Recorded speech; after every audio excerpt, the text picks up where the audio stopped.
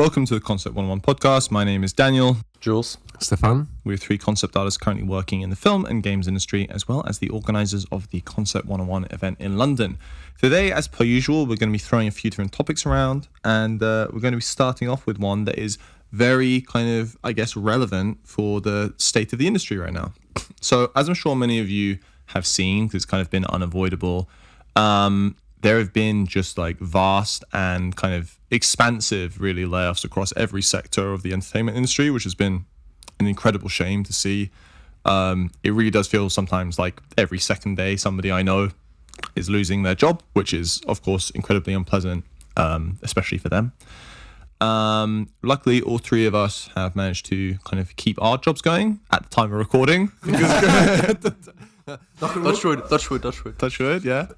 But we thought that we would talk about kind of some advice that we've heard from other people, as well as things that we have personally found helpful to kind of keep our own careers stable and kind of do a bit of future proofing. Yeah. So we're going to start off with talking about kind of how to prepare for these almost inevitable downturns that do happen in really any industry, but seem to happen fairly often in the entertainment industry.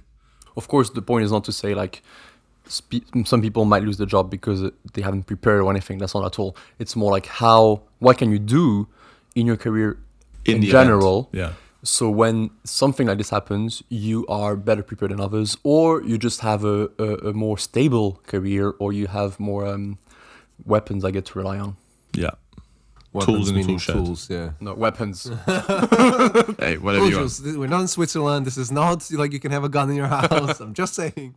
But yeah, I mean, it's an interesting thing, right? Because like we said, a lot of incredibly talented people have unfortunately lost their jobs recently, and I think there's probably very little that anybody who is part of a layoff. I mean, I've been through a few layoffs myself personally. I've managed to survive through them, but I don't think anybody during those periods who actually did get laid off did anything particularly to say, to deserve these things happening for them. Yeah, I agree. I mean, you see so many. Sorry. No, go on. I see so many like people.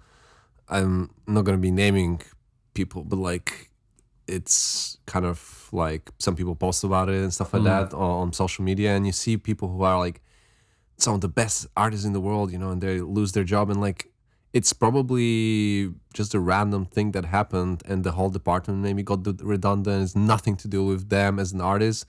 And they'll, because they are well prepared and very famous, they'll have something scheduled the next day probably. Yeah, it is a bit of an act of God, I think, generally most of the time. Totally. And yeah, it's not a reflection on anybody's skill, I think, at all ever. But in the event that random act of God does happen, kind of what do you guys think are like good things that you can do beforehand, potentially just generally throughout your career, to ensure that if that does happen to you, you have kind of something to fall back on?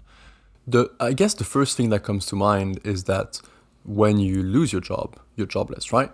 But then what do you do to find a new job? Well, you need to apply again. And what do you need to apply? Up-to-date portfolio, right?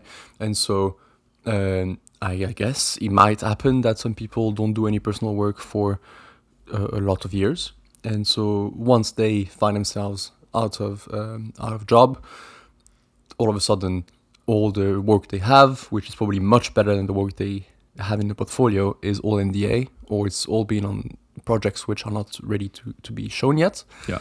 And so what do you do then? Well, I guess that's exactly a way you can prepare yourself, is making sure you do some personal work, that you keep learning, and that you keep producing stuff. So in the event that anything happens, you're ready with up-to-date tools and not weapons to go back and apply.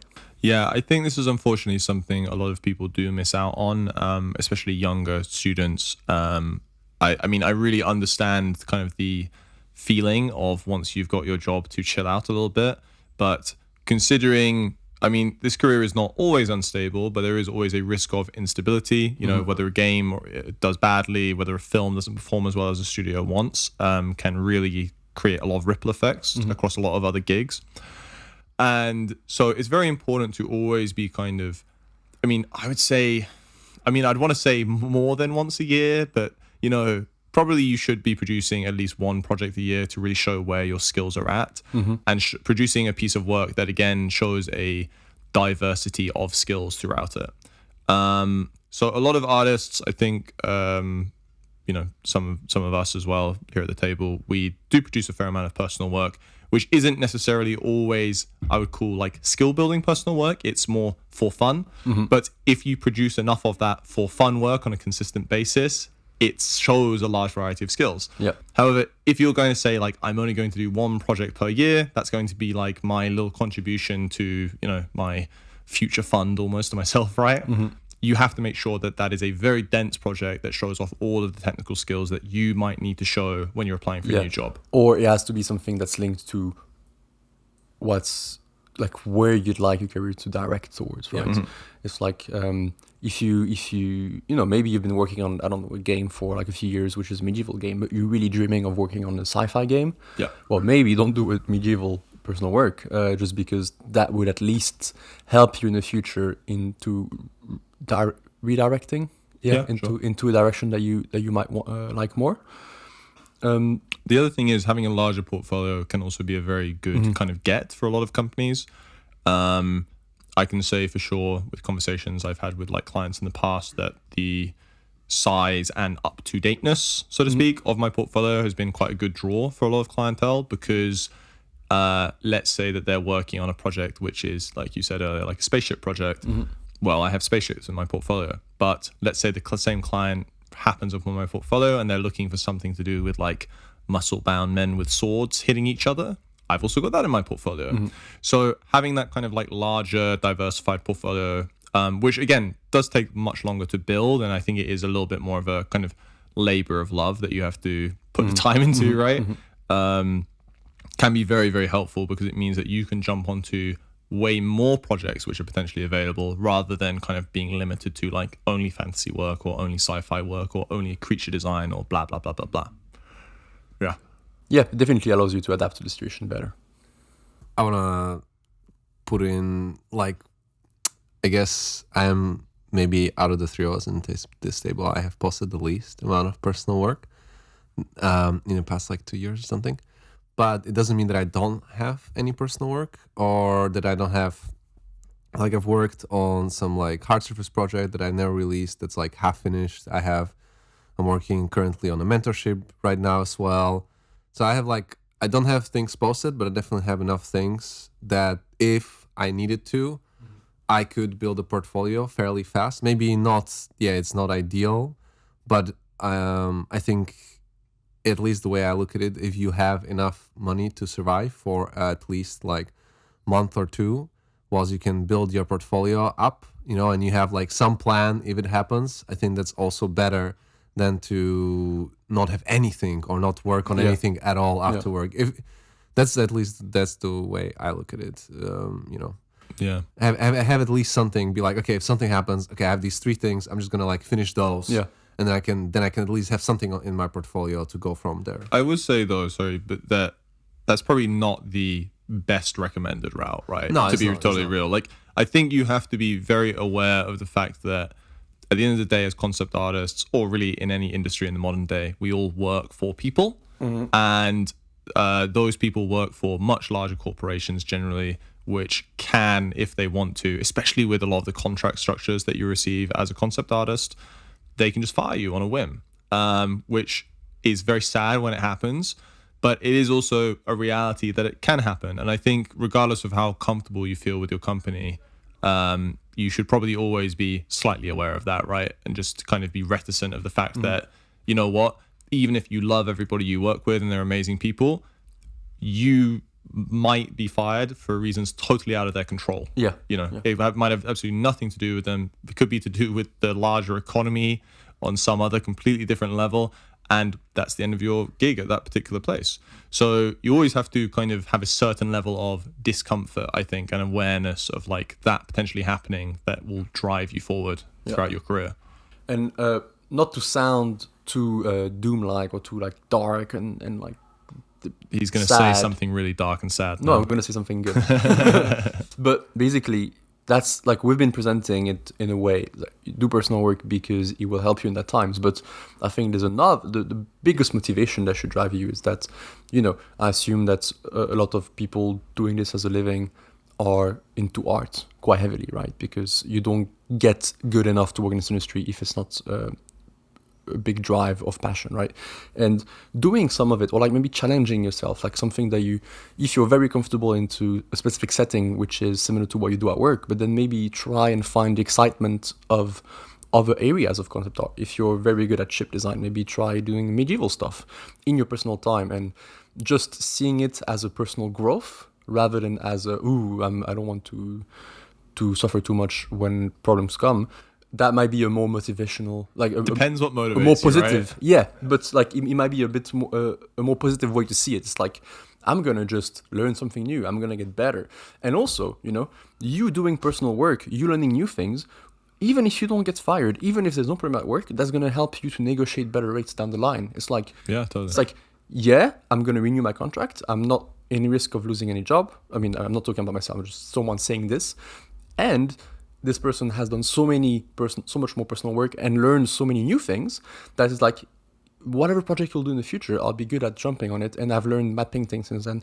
I've learned VR sculpting. I've learned all these things which make me a more valuable artist. And now I can earn more, or again, be less at risk of being fired because of how useful I am to the team. Yeah, totally. I think another kind of very separate thing to jump onto, if we're done with this point, is that it's a very, very good idea to socialize, right? We've spoken about it a few times on the podcast, but I'll be damned if the best way to get a job isn't to say, hey, I need a job, to somebody that you know who likes you. Yeah. So future-proofing yourself, if you are somebody who likes to be inside all day, but you want to future-proof your career, actually getting to know other people at other companies, getting to be acquainted with potentially other artists you may want to work with in the future, understanding how other studios work, understanding their hiring processes, all of these other things is very, very, very useful, because then in the event that, again, unfortunate things like are currently happening in the industry happen, you have potentially a lot more inroads with people rather than having to kind of actually build them up over time. Yeah. If people know you, and hopefully you've talked with them a few times, maybe they've seen your art, they liked your art, then there's some sort of respect that kind of happened, And once people respect you as a person, they'll be much more willing to help you when something happens, rather than you cold messaging them when something happens, because all of a sudden you're messaging them because you need something out of them, compared to you messaging a friend, Yeah. And you same. Some people might be coming to you for help at some point if you're a friend with them, and that's also a very rewarding thing to do, is to be able to help a friend. Yeah. Also, like if you've helped someone in in the past, maybe they'll try to extra help you this time Totally. because you helped them back then. Like there's this. Have you seen? I don't know if you guys have seen The Office, but there's an episode in The Office where Dwight tries to give favors to everyone because he really wants everyone to owe him a favor, and so like. Yeah, exactly. That's Yeah. why you do it. You don't help your friends Yeah. because You you just want to be want the nice. You favor just back. want the favor back. And so at some point, Jim is like playing with him, is like keeps giving him the favor back, and Dwight gets angry because like, no, I'll give you the tea. No, I'll give you the tea, and then it just goes into crazy scales. So be Machiavellian is what you're saying.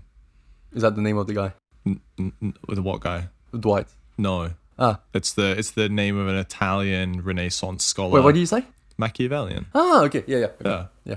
It's like in French you say Machiavellic. Anyway, yes. That's pretty much what I said. It's the name of It man. was missing the French accent, Dan. Sorry. My brain doesn't cope. Would you have got it if I said it in Italian accent, since he was Italian? Yeah. No.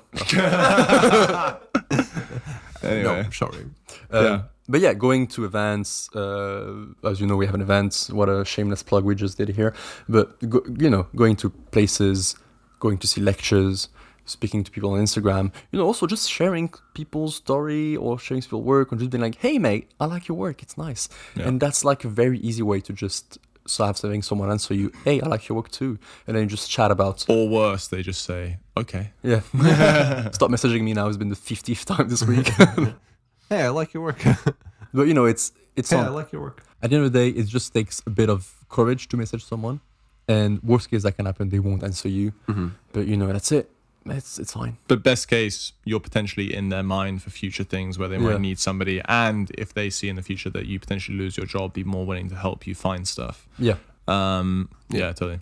I think another good thing, just kind of related to that social media note, is probably to grow your social media somewhat. I know that I totally understand this, by the way, as concept artists. I think we all want to just be like known for the work, kind of thing. We're like, well, if my artwork is good enough, then people will come, if you build what's that thing? Build a Colosseum and the people, isn't there some phrase about that? Building something and people will come to see it? I don't know. But anyway, Maybe. the point being, oftentimes that unfortunately isn't the case. There's some really, really good artists I follow on Instagram who only have a few followers, essentially, regardless of how good they are.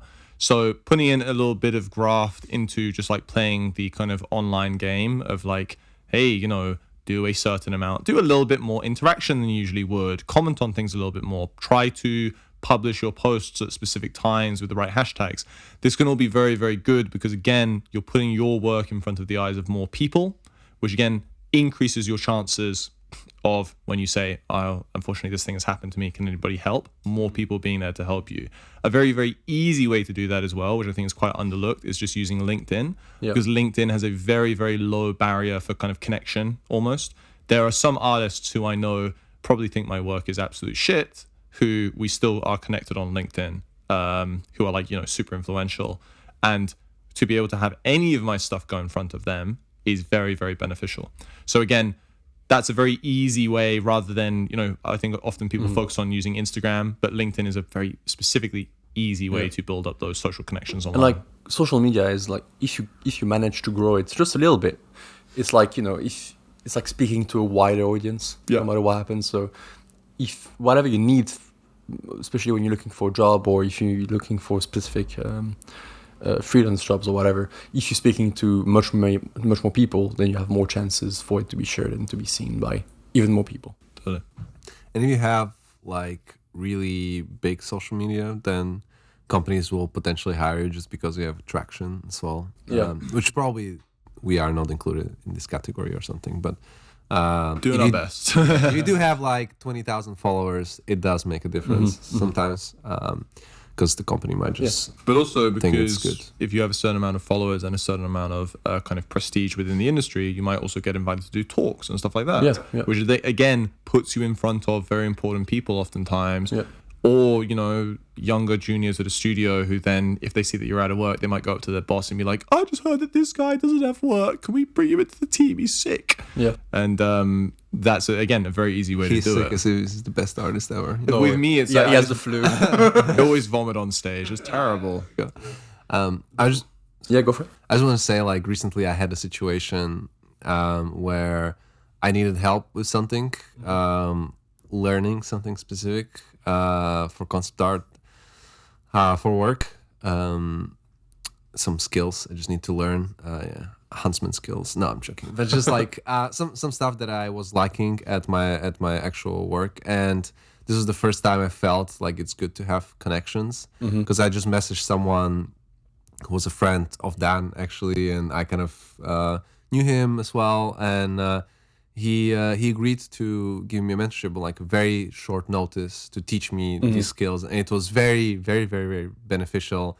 And I was incredibly surprised that this happened, and but yeah, if you know people, clearly it's a good thing, because it can help you to get out of situations that you might not be able to get out of by yourself.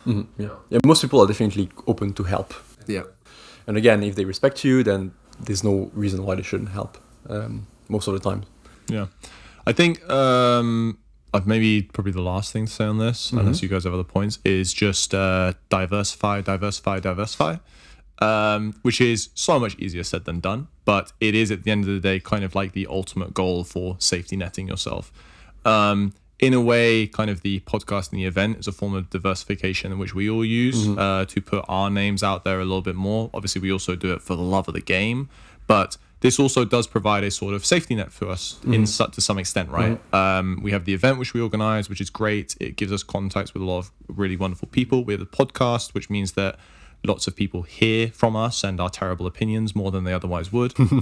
But also all of us have other kind of ventures which we do, which I think provide a lot more stability in different ways. And so I think There's a really good example of this in the Nathan Fowkes Lightbox talk that he did a few years ago, which I think is called A Bulletproof Career, which I highly recommend. That's an amazing talk. Yeah, really one of the best talks I've ever heard, I think. And I'm very in love with Nathan Fowkes. He's just such a cool guy, and he has an eye patch.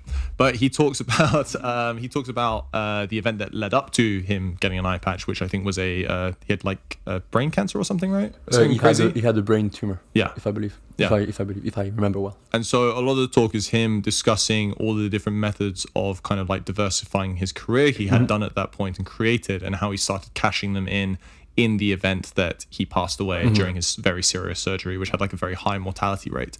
Obviously, amazingly, he survived, and that's wonderful.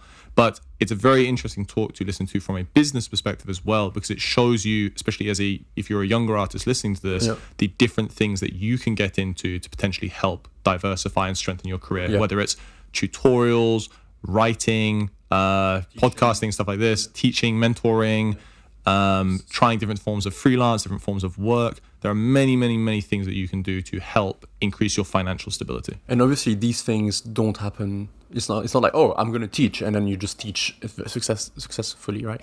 This guy has been doing it for so long, has such a fruitful career that over the years developed a lot of ways. So things like this take time, and they might lead nowhere. Like a few years ago, I was doing photo packs. Yeah. I kind of stopped it. It was quite useful for some time. Like, it still works a bit. Yeah. I could continue to venture more into photo packs, which I've chosen not to do the event instead.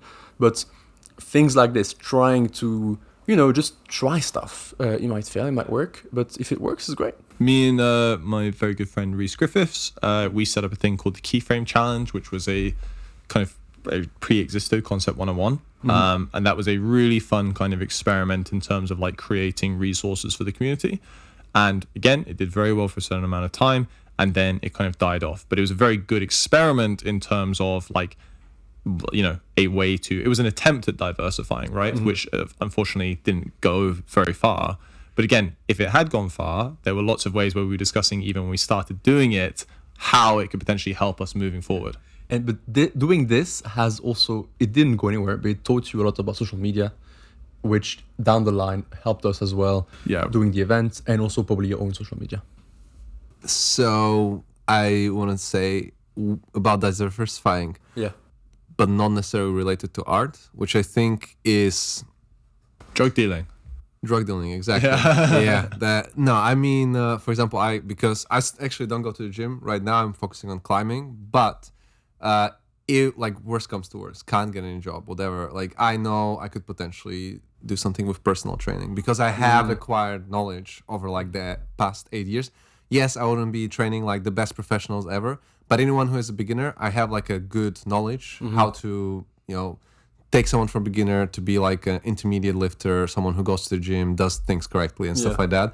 And I also, all I would need is like maybe take like quick certificate course or something like that to potentially start a job like that, And I also have people coming for advice for this kind of stuff to me, just messaging me, or either at work or just people on Instagram or whatever, which is super weird, but it happens. It's interesting because now that you said that, of course, another important thing I think to talk about, which is relevant to my career, is just like, I didn't do a concept art degree, which gave me a far more diversified set of skills, which can be very, very, very helpful. For example, I'm pretty shit at it, but I do know how to operate a camera. I do know how to shoot things. I know how to do storyboards for productions. I know how to do graphic design, logo design. Yep. I can illustrate a book. There are many, many things that I did at university. And also because I had that broader university degree, I know people in other fields who potentially could get me work in the worst case scenario in those other fields if I really had to. So that's another thing to consider, is just like when you're forming, whatever kind of educational stuff you're putting together, how deep you want to go into one specific thing. Because I always really thought I wanted to go into concept art, even when I was fairly young, like maybe 16. But I still chose to do degrees that had diversified kind of like facets to them, because I knew that there's always that chance, right, that like either an industry evaporates overnight, which definitely is not going to happen to concept art, but also that I might change my mind and want to do something else at some point in my life. So having that more diversified skill set is super valuable. It's about just knowing yourself, knowing your skills, and I think being very self-aware of what you're capable and what you're not capable. And maybe if you find that you're relying too much on a specific thing, then it doesn't mean you need to be like a fucking incredible person who knows how to do everything and you're like everywhere and you're the best. But it's more just being aware of like, hey, if the only thing I'm good at and I can count on is this, maybe ask yourself, what else could you work on in your spare time to just, again, have more options when time comes. There's something, I'm going to go in a very heavy business side here, but you should definitely have a look at the Disney.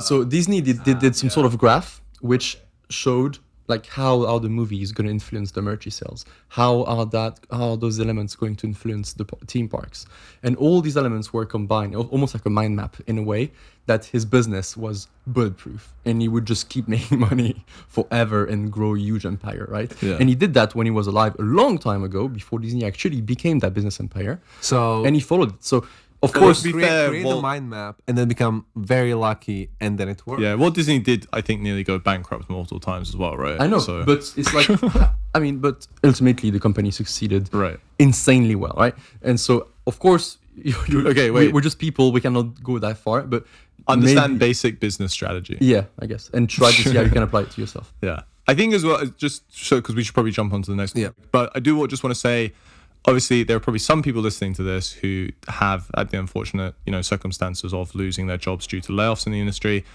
I think we just want you to know that, like, we are very, very, very sympathetic to what has happened, and we totally understand as well that some people might be out there listening to this and essentially just being like, well, it doesn't really help me now, does it? And unfortunately, that is the case, right? I think this is it's a very difficult time for everybody in the industry, and we're all very lucky to, as of yet, be completely unaffected by it, but we have a massive amount of sympathy for those that have, and it's just a tough time, man. If you can have a positive mindset, I know it's like difficult to say from my position where I'm like, oh, I have a job, blah, blah, but I've been in situations before that having a positive mindset kept me going. Like, and I know some people that are not in the industry and trying to get into the industry.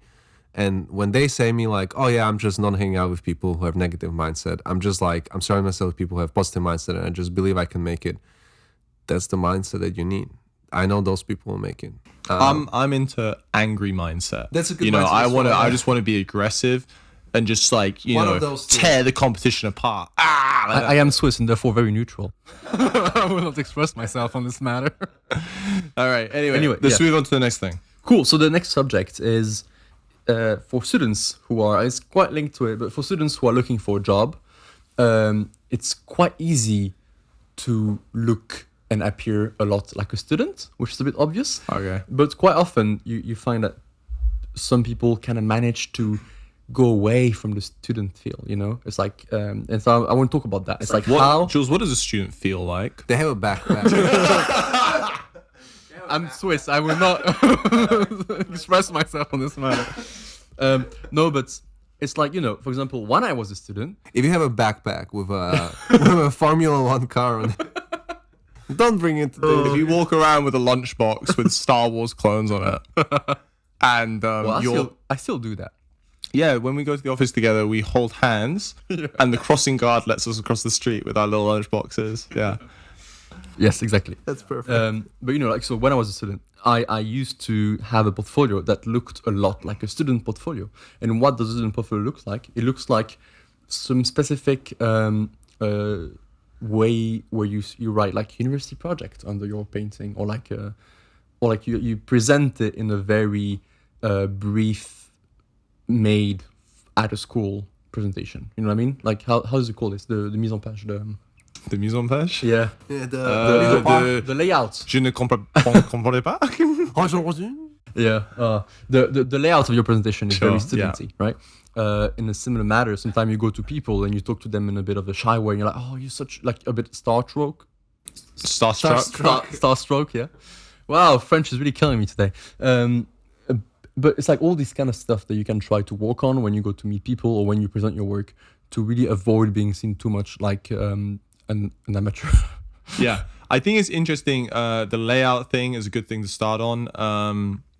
I mean, obviously, you want to present your work well. But some really good advice I got from a mentor of mine was that if you're trying too hard to present it, it looks like you're trying to hide something, which is very, very true. Yeah. And so a lot of students at university, I'm sure it's also to do with the grading systems at universities, but they try very, very hard with the presentation. You know, they've got their keyframes, and the keyframes on like a backdrop, and then it's got like a unique logo pasted over the top in the bottom right hand corner, and then they got their signature in the top left, and they got like a date, and then they got a mini image description, and then they're doing the design call outs, and it's like this page with like loads of tiny gray boxes with like red gradients going through them. It's just a bit much, you know. I think if you look at the majority of professional artists, students, I'm addressing you right now, you will find that generally they're very, very pared back design for the layout of the pages, because they want the images themselves to breathe very heavily. Yeah. A great example of this is if you look in, for example, art books and try to kind of not look at the page layout, but just at the images on the page. I think a lot of art students might get it from looking at art books, because art books obviously are highly designed, because they are like essentially pieces of, you know, in like separate media. But if you look at the work that's often on those pages, they are usually just like a guy wearing a helmet with like 01 written in the bottom right hand corner. Yeah. And that's it. And so that's really what you need to extrapolate from here, is just like, yeah, it's the simplified layout, the simplified look of things that is going to help you. So yeah, just look around like other professional portfolios and see how they show their work, and use that as your reference point, because again, you don't want to look like you're hiding things behind like extraneous details, essentially. And it doesn't mean you don't have to care about presentation, but it's about, you know, caring the right amount and also understanding what's made outside of the university context and how to present stuff. Another thing that you can do to look a bit more aware of the situation is just if you go speak with people from a certain company, or if you apply to certain jobs, is just making a research, because before you reach to a company or before you talk to someone, just so you know, you're not going to go to a company who does like car games and you're going to show them your medieval knights, you know? Yeah. And it's like some of the stuff, by being in the industry, you kind of understand it. You're around there long enough to just know it, right? Yeah. But it's like knowing who you should share your work with and when that makes sense. Yeah. I think the funny thing is, like, once you're in the industry for a while, a lot of conversations you have with other professionals kind of go like this. It will just be like, hey, do you know what Johnny's doing? And you'll go, oh yeah, he's working on that thing with Steve. And they go, yeah, that's right, he's working on Bibbly Blop with Steve and Martin. And you go, nice, I love Steve and Martin and Johnny. And like, from an outside perspective, that is a totally meaningless conversation, but between professionals it does make sense. And I think what's kind of worth extrapolating from that is that there's almost like a language to professional talk that, if you understand it, can come across very well. If you understand who Johnny is, when some artist says to you, I'm working with Johnny, and you can think that's probably Johnny Cage from Mortal Kombat, famous concept artist, then that's going to be a meaningful interaction that you can have, right? Rather than you going, who's that? And then they kind of go, I don't know if I should say. yeah. And then there's NDA stuff. Yeah. I don't know if it's related to like appearing, because like you can, you know, we're talking about the topic of appearing professional. Like you could be appearing more professional when you go to interviews, or you can appear more professional when just talking about the professionals.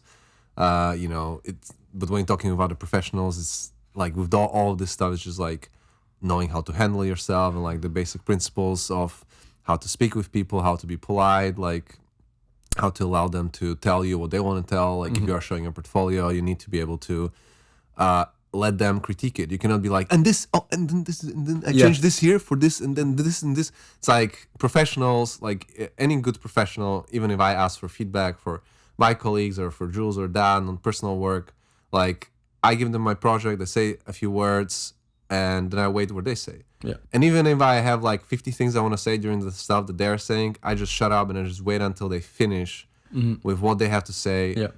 Or even I just try to extrapolate more of their information, because it doesn't matter what I am trying to say. It just matters what they are trying to say, you know, and what they are trying to teach you. And like, I think that's one of the very important professional things to do, is like wait until other people finish before you even start to say something. Yeah, totally. It's about like understanding in which context you are, which is you're asking someone for feedback, and therefore you should respect them and hear out what they have to say, right? And again, as what you described, I've been in a situation as well a few times where I was like, but what the feedback they just gave to me is very unfair because I've done all these things, but they haven't seen it yet, and so I really want to justify myself. But no, you've asked them for feedback, so it's like listen to it, take the bullet, and then be like, then if you really want to justify yourself at the end, and you really feel like it needs to be said, go for it. But usually Yeah. it's like, okay, thank you for the feedback, I appreciate it. Or maybe just, even if you don't understand it or don't agree, maybe just ask more questions. Why? As a teacher, when you get a student who just goes, yeah, but it's like very frustrating because it really does mean that they're not as someone who does a lot of teaching, when somebody comes to you and they start trying to say, like, if you say your line art's bad and they go, yeah, it was bad because of this and this and this, it feels like they're not really engaging with the criticism you've presented them with. It's like they're trying to jump out of the criticism. Which, generally speaking, if you're a professional artist, you're just not going to do that. You're just going to take it on the chin, and just be like, okay, I'll fix that. Thank you. Yeah. Because that is your job. Anybody who does that, I do find it like wildly kind of like unprofessional, and it is very frustrating as well, especially from that kind of, as you were discussing, like that critique kind of like position too. Totally. And again, the idea here is not to look like a student or not to appear too much like someone who's there's nothing wrong, by the way, with looking like a student, right? Everyone is a student at some point in their life. But some people might consider you more for a job if they feel like you would already fit the job context, right? Totally. And what you just said fits the job context. When a client tells me that should be blue, and I'm like, well, no, because this really, it doesn't fit what the world building. And they're like, no, it should be blue. And I'm just going to be, okay. Listen, Mr. I'll make it Director, blue. you don't understand your own film, buddy.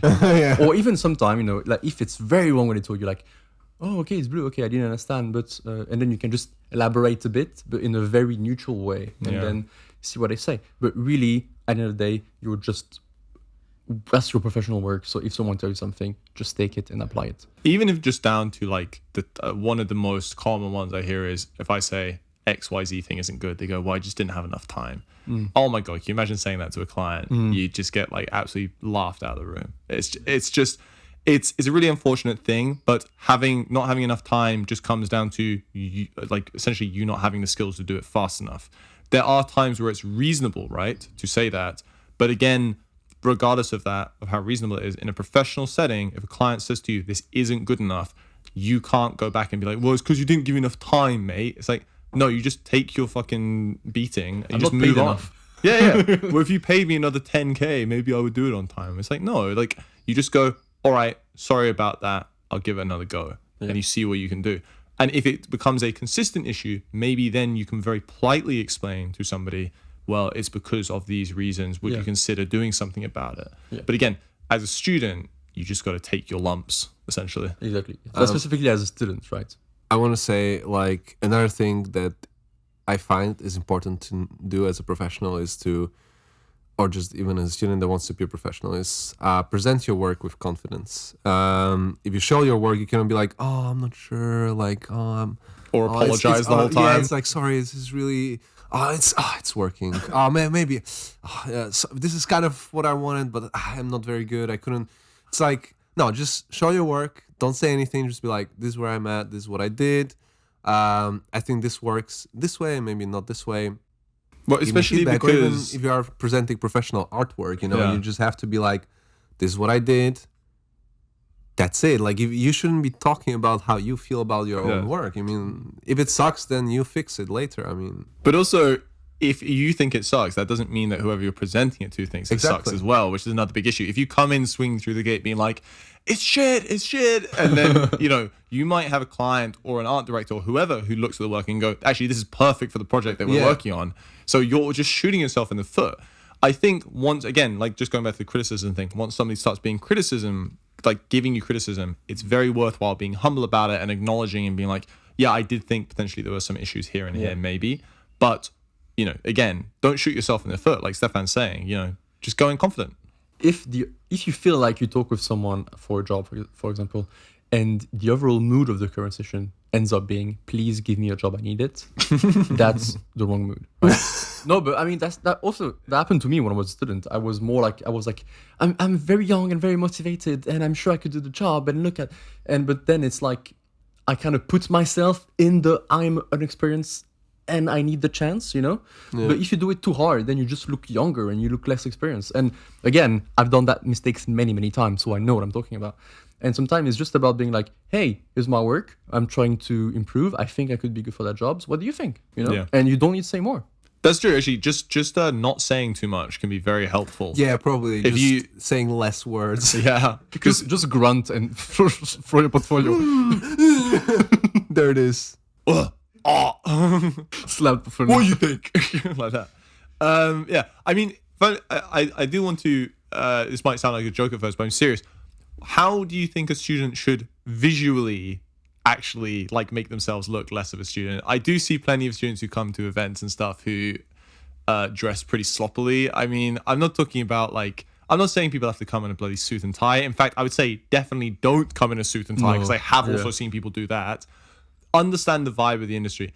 Concept art and entertainment design. Go in cosplay. Yeah, go and cosplay. Go and cosplay is your favorite character. Yeah, but I mean, I think you need to understand it's a jeans and t-shirt industry, right? It's the kind of thing where people dress pretty casually. It's like smart casual look, but you still can't be too sloppy about it. Like, don't come in like a hoodie that has stains on it, for God's sake. Don't come in like your shittiest pair of trainers. Like, at the very least, give them a wash and a clean before you come out in them. Try to look your best, you know? It's not the case of like, you know, it's not a beauty contest, but you still need to look presentable because again, you might be trotted out in front of clients, you might be pulled out in front of other people, and you don't want to just look like you crawled out of your bed, essentially. Yeah. No matter. It's a professional context. Just see it as a professional thing. Yeah. No And matter. once you're professional, you can be like me and look like you crawled out of your bed. Yeah, I just laughed there because I was like, we definitely look like shit every day, Dan. We're the least well-dressed people at Framestore, for sure. Really? Yeah. I mean, no, we work from home, so it doesn't. It's fine. You guys dress pretty well. I have a suit on the top and I'm naked underneath the camera. All right, Jules. That's a joke. That's a joke. The suit and tie. No, what did I say? You mean the suit and tie is a joke? Yeah, The top part is. exactly. Yeah, only the top part. Only He the part- just doesn't wear anything. Yeah. Amazing. You get used to it after a few months of Zoom calls. Yeah, you know, after everyone bleached their eyes, it was fine. As long as he doesn't stand up to get something, it's fine. And I keep trying to stand up. Do you want to see the book on the shelf? No, we don't no. want to see it. You sure? I can go get it if you want. No, it's okay. Don't worry about Do not move. Okay, if you insist, I'll go get it. Oh man. But yeah, I mean, just try and look nice. You know, have a shower beforehand. Put on some Don't smell. deodorant. Try not to smell. Yeah. Put a breath mint in. I don't know. Just do the usual stuff that you would do. You know, treat it like you're going on a date, Yeah, pretty exactly. much. Yeah. You, And this is not just for students, that's for everyone. oh, totally. Unless you're like, I reckon Jammer could probably dress pretty fucking bad, and people would still. But I think he likes to dress. Dude, maybe like- that's what he should do. Maybe because you know he has a lot of people coming up to him. Maybe he should just start dressing really awful and not showering, and that would probably. I don't think that would change anything. You don't think so? People will still go to him. I mean, he's an amazing artist. He is, yeah. The last point is also if you do your research, then you might, because I feel like something I also did as a mistake when I was a student, I just applied to every single job in the world, you know? Yeah. And many of them, if I did more research, which I did, but at some point you just go for it, you know? Then I probably should not have applied for Need for Speed, for example, you know, because I had 0 cars in portfolio. And also, so I, what So I you want to applied for say, what? like I guess Need for Speed jobs. Oh, yes. right, I didn't apply for Need for Speed, but like car games, you know, if I don't have cousin portfolio. But it's like knowing what the studio you apply for do, and also knowing the frequency you have to apply. Right? If you apply to the same jobs every week or every 2 weeks, You you're will gonna get become blacklisted. a meme in the company because like, oh, that guy sent us portfolio again. I'm joking. Oh, not what? joking, this happens a lot. Well, yeah, I'm Yeah. sure, yeah. And it's like, oh, what changed in the portfolio of that guy?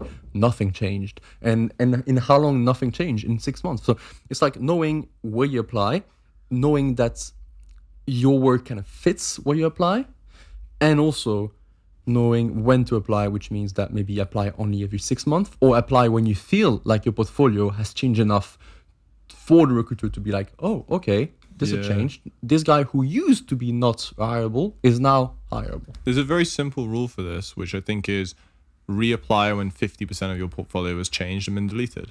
If you have 6 images and if you have 6 projects, right, not images in your portfolio on ArtStation, and you apply to something, reapply when you've deleted 3 and replaced them with 3 new ones. Yeah. Essentially.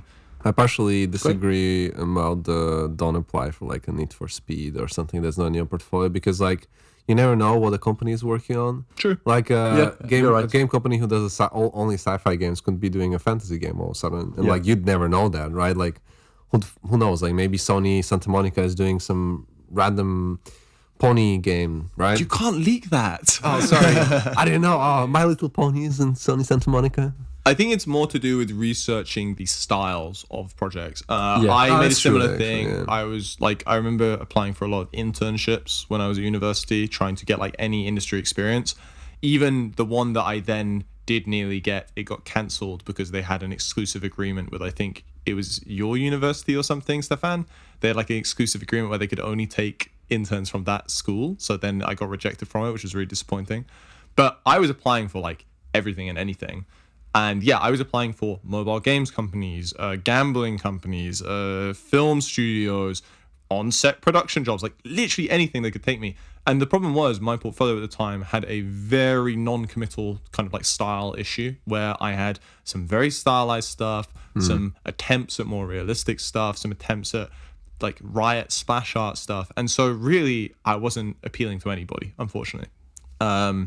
So I think that's probably where the research is more important, more so than what games Yeah, they're you're working right. on. You're right. Like if Sony Santa Monica is gonna do a My Little Pony game, It's still going to be realistic. It's gonna be My a Little Pony realistic game, My yeah. Little Pony. It's not gonna be a stylized, funky. I hope we don't get in trouble for leaking that. Oh, yeah, It's really, sorry. could be really bad. Dude, what if they actually do My Little Pony? I would play that, man. My Little Pony from Sony Santa Monica. With Kratos riding the Yeah. ponies. Yeah. Yeah, of course. All right. Cool. Next So topic. last topic? Yeah. So last topic is related to breaking down a brief into its main components. So this is going to be a bit more related to actual work rather than just like advice on life, kind of. I don't know.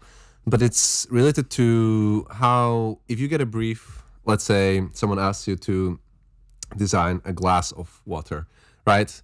And you get a brief, design a glass of water, and then it will have other components. Like you're working on a medieval game, 16th century, let's say, and it's a glass of water for someone who has a lot of money, right? So like maybe a king or someone Another who, king. and, someone who owns a big estate or something like that, right? So you start with breaking down the brief into what is the basic of the basics of this thing. Well, you're designing a cup. Okay, so what is like the main silhouette of a cup? Well, it's a it's a cylindrical object, let's say, right? That has a hole in the middle where water can pour in, and probably has a handle as well. But not all of them. If it's a cup, it could also not have a handle. But it might need a space so you can hold Do it. cups have holes in the middle? I don't think so. I think they're insetted from the top. Is that what you call it? Inset? I don't know what you call Well, I it. mean, there is no what is hole in the middle of a cup. Well, is there a hole in the straw? Sorry, I apologize. Is there a hole in the straw? a what? In a straw? Yeah, does a straw has a hole? Well, no, but a cup I know, has an but- end to it, unlike a straw. No, but I mean, You can even say, yeah. this is probably my No, you can't. It's not the same thing. This is my shitty English translation, but I mean like whatever the inset is where the water pours in. Sure, yeah. In a cup, right? So it's a cylinder. It has a insert where the water pours in, and potentially it might have a handle, might not, right? But if we're just talking about a silhouette, if you add a handle, it will be like an instant read that it's a cup, right? So you think of these elements as basic elements, and that's where you start, okay? And then from that basic silhouette of a cup, Well, so essentially, sorry, just to interrupt, but what you're saying is the most important thing when you're starting a brief is to ship of Theseus whatever you're doing. Exactly. Which is a philosophical kind of idea, which came, I don't know when it came around, but it's this idea that there is this old Greek ship that Theseus rode around during his adventures in the kind of Greek mythos. Yeah. And it gets found, right? And it gets put in a museum, and over the years, they replace maybe a few planks here and there. They pull apart some of it. And as the years go by, more and more of the original ship gets replaced, right? Yeah. And so the question is, if none of the original ship remains, when does it stop being the ship of Theseus, and when does it start being something new? And in the same way, the question with the briefs is, if you're tasked with designing a glass, how much design can you do to change the basic concept of a glass before it stops being a glass, essentially? Yeah.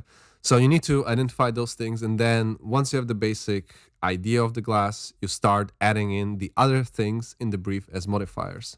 So like it has to be a fancy glass. Okay, maybe you add some filigree onto it. If it's 16th century, even better. You start to look into the filigree and decorations that they did during that era, you know, on the knights' swords and shields and armory and stuff like that.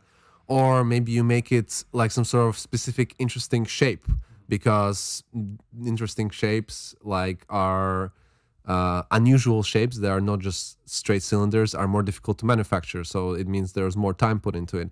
And then, you know, you just add these other modifiers. Okay, maybe it's a cup for like a very angry, I don't know, guy. So he has to have like lots of triangles or something like that on it. So, What it's a cup where people drink then for sacrifice, maybe, you know. yeah. But and then, you know, as you design it, you're also adding these like functional elements that you're thinking about as well. Like if it's a cup, it needs to have a place, so it needs to like it has to have a stability, right? It cannot just like topple over easily, right? So you'll try to design something that has some stability, and then maybe you can even put it into your call out sheets and stuff like that. But the point being is like learning how to break down a brief will save you a lot of time. Same like to what Dan was saying about the ship of Theseus, to never go too far away from the brief. You will never end up like starting design a cup and you design a pen by accident, right? It's not the best example, but that can happen. And it can happen, for example, better would be like with an environment. If you're designing a canyon, for example, right? And you you're designing a canyon and the brief calls it for a canyon, but you end up adding a lot of trees, and then you can barely see that it's in a canyon. Well, at this point, you just design a forest. You didn't design a canyon, you know? Yeah. And if it's a forest that's in a canyon, you need to show that it's a forest in a canyon. If you're not showing it through the image, you are just designing a forest. I'm sorry, right? So but if you know like what is a canyon, what are the basic shapes of a canyon, you know, you look at the photography, you go, oh, it's these big hills that like dipping down. Okay, that means every concept that I do needs to have some clarification, some of these forms that we identify as a canyon, and then everything else on top of that is just like the shape language that you are adding to express the rest of the parts of the brief. Yeah, I think what you're describing here as well could be a great way to structure your references, right? Because some references, that the way I use references, like some of them are only for specific parts of the object or the environment. Yeah, and you could definitely have like, you know, it's a cup, so I'm gonna have a reference for like the kind of shape your cup should have, right? Yeah. And then it's like, oh, but the cup has like a auto steering thing because it's like a for science stuff, you know, it steers itself. Yeah. Then you look at reference for that, and while you think of all the stuff you just described, then you can also build your references. And if you have references with the type of thinking you just described, that might help you also to not go too far away from what you also again just described. And it's because if you have an image of a canyon, then you're like, okay, that's what it should really look like. You know, like that's the amount of trees the canyons I want to have usually have, you know, because you have the pictures. So that could be a good way to tie it into the reality and maybe make sure you don't go off track too much. Yeah. And if you build your brief these ways, you always kind of hit the mark, and it will be a lot faster. I mean, to me, this is something I've learned recently. I've been applying it for work, and you know, this way I make sure that all my work is kind of consistent and I know what I'm doing. When I start the image, I'm not like asking questions, you know. It's not helpful when you're doing a lake in a canyon. All of a sudden you start doing hill by accident, you know. And then you're not sure, am I doing a lake in a canyon or a hill? You know, it's just like you need to decide early. And so is that a process that you use every time you design something? It's a process I use every time right now, for work, for anything. Yeah, I do it for, I mean, I've been doing a mentorship. I did some loot boxes, not loot boxes, supply crates. And then I did some trees, and I did like, for example, I had to design some small trees, right? So I'd be like, what is the silhouette of a small tree? Well, most of the time, silhouette of a small tree is something that has bigger crown than it's long. So it's like wider than it's long. And that for me is like the basic silhouette of like, if I had to show you a small tree, you would always guess it's a small tree by this component, right? Like, yes, you can have a small tree that also is like a little bit longer. It just has a tiny crown. But 90% of the time, this is the silhouette. And then, of course, the other part of it, like, it's small. So, like, maybe if you put a character next to it, like, you'll guess the scale better, right? And then once I figure those things out, I add the components that I want. Like, I want it to be, like, magical forest, let's say, right? So, the first thing that I'll be thinking about is, if it's a magical, I'll be thinking about shape language. Like, how can I express the fact that it's magical through my shapes? And I'll just, especially if it's like a tree, and I'll be thinking, okay, maybe I make it a bit more curvy, or maybe I'll experiment with like the way the branches look, because the branches can like curve into interesting patterns. That way it's like more magical. Or maybe I want it to be like, like what is it called? Calm but dangerous, maybe. You know, I design some pretty shapes that are very Spiky, aggressive. No, I design like circular shapes, but when you get closer to it, they have spikes, right? It's like that. It's the thing of like being from distance, it looks pretty, but if close, it looks dangerous. You know, calm but dangerous. Like, and that's the first things I'll be thinking about. Is like what kind of shape language I can add on top of the basic silhouette. Yeah. And then I collect references for all those things, then I just sketch it out and blah blah. I assume this is also very useful for wood building, right? Like if you, like if you do a big project when you design a lot of stuff, almost like a wood building project, or for video game, you probably will have to play with some of the set of rules that you're describing, and by being constant with those sets of rules, then you can just almost waterproof yourself in terms of just always respecting the brief, because you know the pieces of the puzzle that you always need to go with, and then you can carry on with them.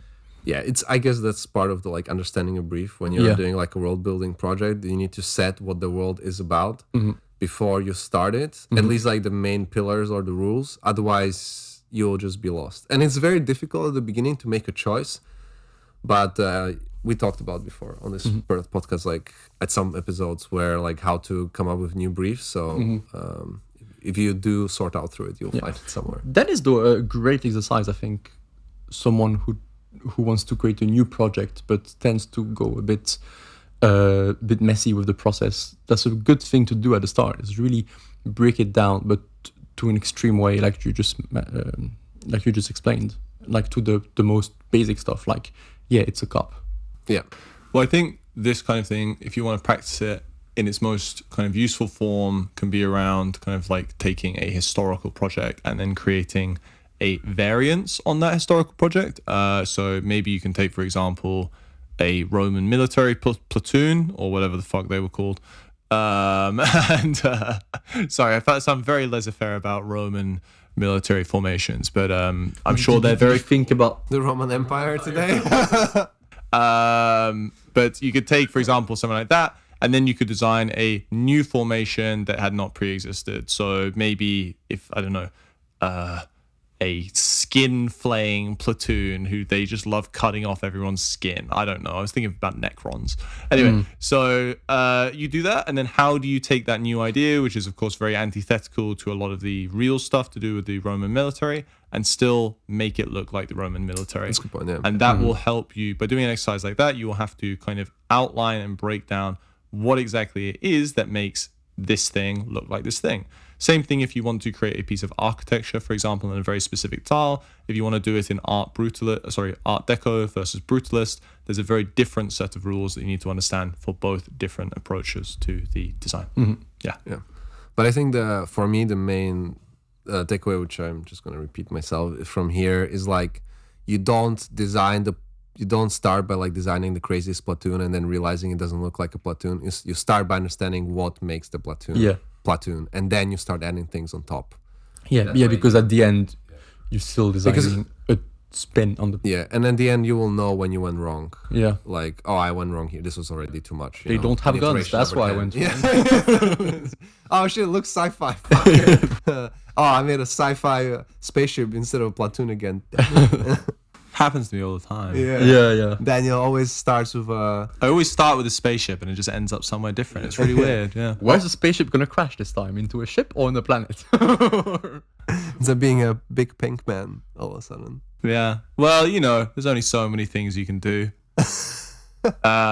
Especially like with personal work, because with a film project, like everybody has the benefit of going and seeing the film, so you can just have a bunch of totally unrelated images and be that's awesome. But if you do that as personal work, people will look at it and go, what's going on? Because there's no extraneous media to connect it all. So you have to go, generally you have to go with like very simple narratives for personal work. I've been trying to do that kind of stuff where it's like it could be fit in a movie without too much context, but most of the time it just looks bonkers or weird, and it's like, okay, so how do I make it a bit more simple so it's not too crazy? And it's anyway, Is that the signal to end? I believe so. I guess- Anyway, Anyway, it is time. cool. That All was right. an interesting episode. We talked about a lot of stuff. We hope this was Nothing else to add. I hope this was helpful for you. And Yeah. I like when we tell the audience that it was an interesting episode. yeah, it Thought was I an was interesting very episode. clever in this one. I loved the way I spoke. Wow. Wow, so cool. If I was you, I would be very inspired by me. Yeah. I feel inspired right now. So inspired. This is the kind of confidence, ladies and gentlemen, that you need to get into the entertainment industry. Yeah, as a student, you should go to someone and say, "You're about to get your mind blown." Yeah. You're about to By get so Schultz. inspired. Yeah. By By the end of this looking at my conversation, work. you're gonna give me your job. Yeah. I mean, they'll definitely remember you if you say that. But anyway, so that will be the end for today's episode. We really hope you enjoyed listening. And if you want more, please feel free to subscribe and ring the notification bell. We release episodes every 2 weeks. And if you want any more additional information about the podcast or the event, be sure to check out our Instagram linked in the description below. Thanks again, and we'll see you all soon. Bye bye. See you. Bye.